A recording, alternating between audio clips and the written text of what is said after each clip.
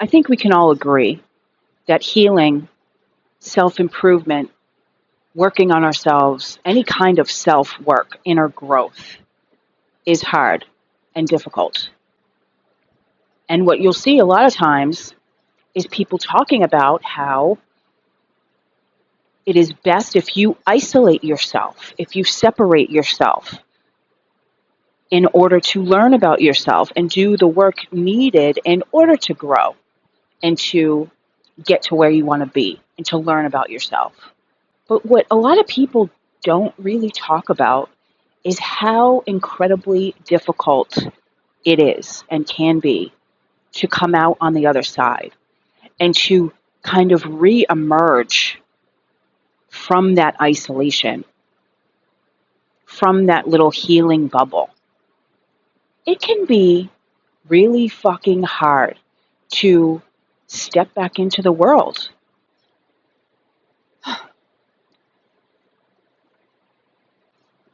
If you don't know my story, I'm Angie, and I was a heroin addict for nearly 20 years of my life. In and out of jails, detoxes, hospitals, all the things. I have a 10-plus page criminal record. At the end of 2019, I lost both of my parents within a 3-month period of time. And so I know my fair share of traumatizing and worst-case life scenarios. I lived through my entire life was just one worst-case scenario after another, it felt like. In 2020, or the beginning of 2021, I entered my healing bubble. I finally chose myself for the first time in my entire life because I wanted to heal whatever was broken on the inside. I hated my life. And so for a good 4 years, it's from 2020, the beginning of 2021, all the way up until really 2024, so almost 4 years, I was in my healing bubble.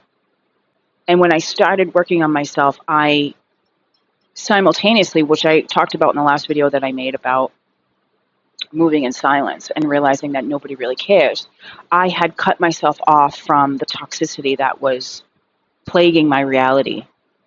I walked away from all the people, the friends, the acquaintances that I had in my life and focused on myself and my healing.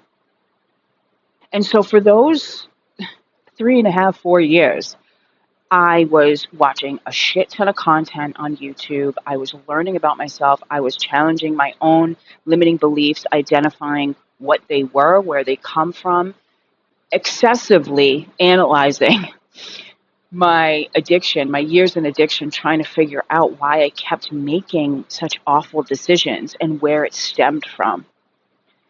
And it's my opinion that anybody who suffers with addiction or any kind of depression and misery all stems from some sort of lack of self-worth and self-love. Because if we truly loved ourselves and realized that we're worthy of all the things,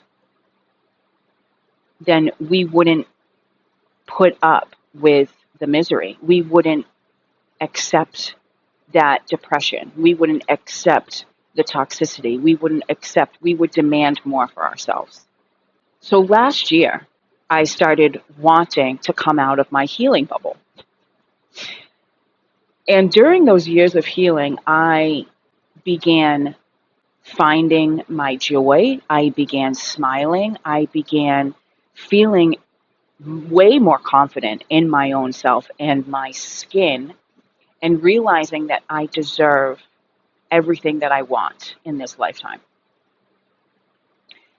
But can I tell you how fucking difficult it was and still is to this day? Now, also, I'm a very introverted person. One of the things I learned about myself throughout this healing journey is that I am incredibly introverted. Although I can put on a good show. I thought always that I was this extroverted person because I can thrive around people, right? But in reality, it's all just a show. Like, I'm just really good at putting on a show. And so I now know that I'm very introverted. I'm a homebody. I love being at home. I have my puppy child, India. That's really all that I need right now. However, and it just can't stay like that, right? We can't enter these healing bubbles and just stay there forever. Because at some point you have to put into action all the things that you've learned. At some point your patience has to be tested. At some point you have to emerge from this isolation and actually live your fucking life. And it's so fucking hard. Last year, I was living in a different part of the island. If you don't know my story, I'm stranded in Mexico and have been for several years now. But I was living in the middle part of the island that, I rarely saw anybody. The only time I ever left my house was to walk my dog. And I could do that relatively anonymously. Like, I didn't have to see anybody up close and personal. And sometimes I'd get annoyed. Like, we'd wake up at 7:30-ish in the morning. I'd go walk her, and I'd get annoyed if I saw somebody. Because I don't, listen, one thing about me, there are no meaningful conversations or conversations happening, period, before I have my coffee. So I would get annoyed sometimes seeing people because, again, I'm such an introverted person, which was also new to me, right? Because I always had like a substance or something to mask that anxiety of being social. And one of the things I learned about myself, obviously, is that when I don't have the substance, I am incredibly introverted and have this social anxiety. And although, yes, I can put on a show, but at some point during my healing, and this is one of the reasons why it's so hard to emerge from this isolation mode, is because I am not willing to pretend anymore. I have gained this clarity in my life and have built this confidence, although still growing very much so. I'm not nearly where I want to be, but I've come so far. But I'm not willing anymore to be fake. I have no tolerance for fakery. Is that even a word?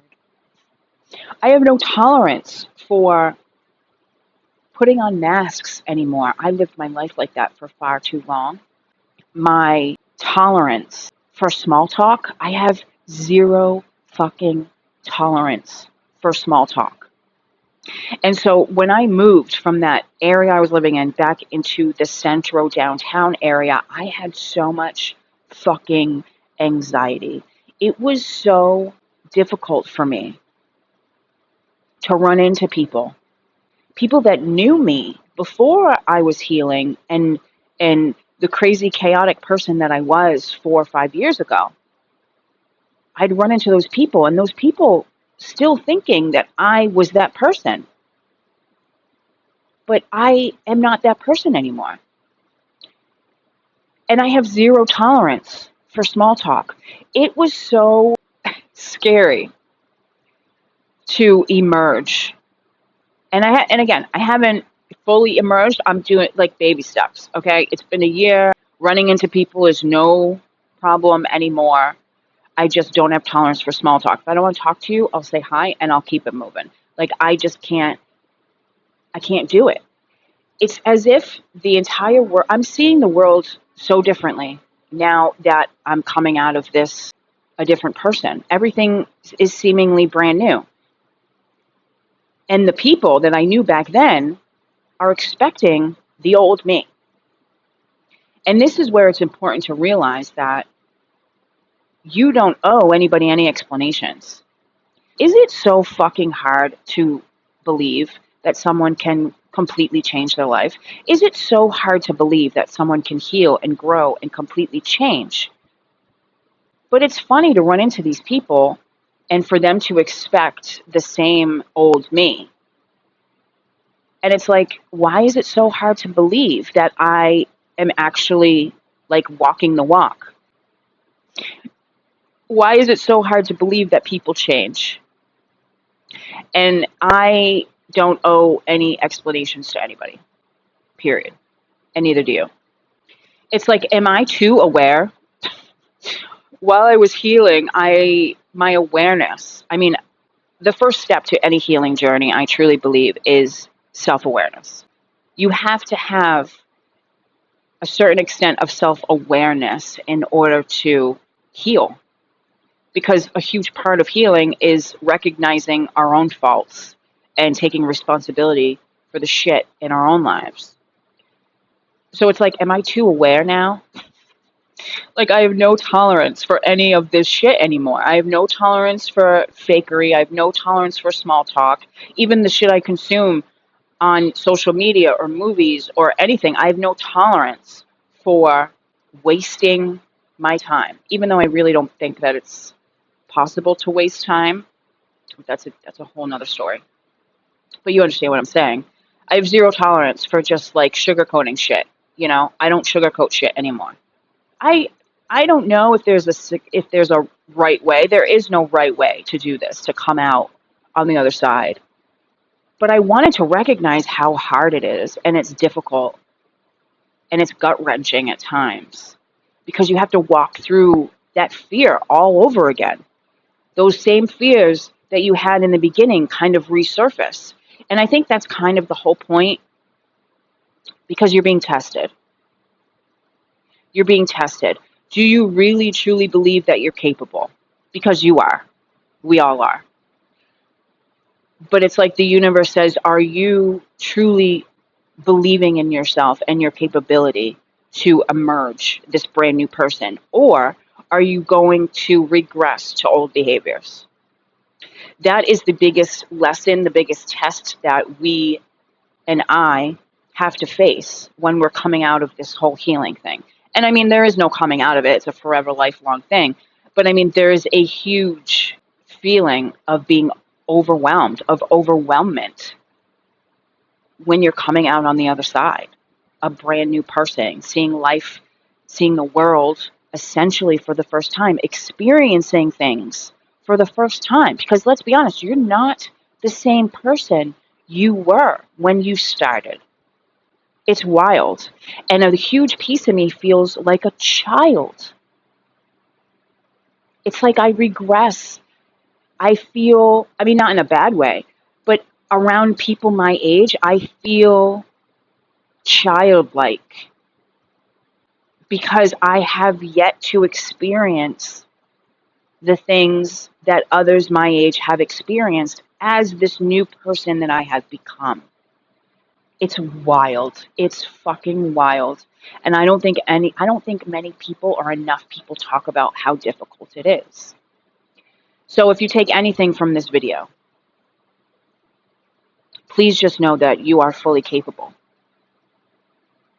You are fully fucking capable of doing absolutely anything. And, you know, you would think that I would know this by now. I mean, I have to remind myself of this all the time, because look at all the things that have happened in my life. I used heroin on a daily basis for 17 straight years. That was my reality. I never thought it was possible to live without it. And then I lost any and all security and safety. Every single person that I ever had in my entire life just vanished when both of my parents died. And I came back from that. I pulled myself out of both of those traumatic experiences. So the fact that I am still scared sometimes to run into people or to socialize with people is just wild. But I'm here telling you that you are capable, because I know that I'm capable. But the main thing is, we have to do it anyways. Even though I'm scared and a lot of things come with fear, because it's all feeling like it's so brand new, I have to just do it anyways. Do it scared. So with that, I think that's all I have to say. Like and subscribe. Do all the things that the YouTube says that we're supposed to do. I appreciate it. I love you. Thank you so much for being here. And I'll see you in the next video.